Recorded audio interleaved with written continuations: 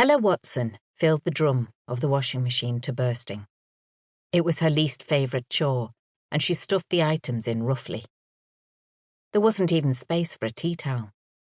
School PE kit, stuff picked up off the floor of teenagers' bedrooms, as well as golfing, hiking and skiing paraphernalia for their holiday, made the machine groan.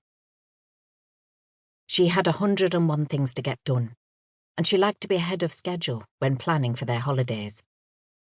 They were to spend Christmas in their chalet in Val Thorens, and she'd got everything out of the loft to wash.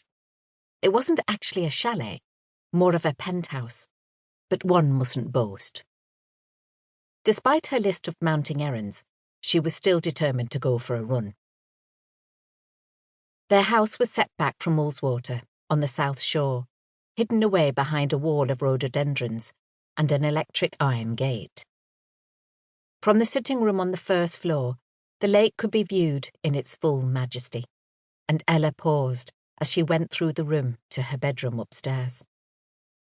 Beyond the lake, she could consider the fells that painted the background to the view and soak up the tranquility.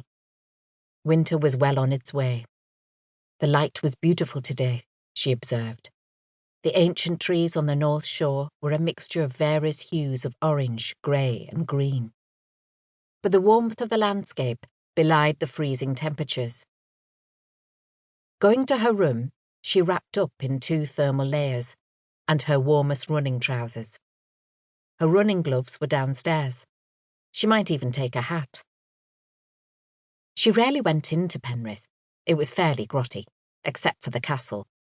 But today she had to visit the Apple store because her son, Jordan, had dropped his phone again.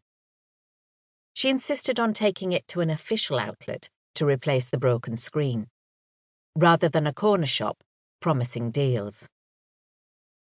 Her plan was to pop in and leave the phone, then try out Potton Park for a jog.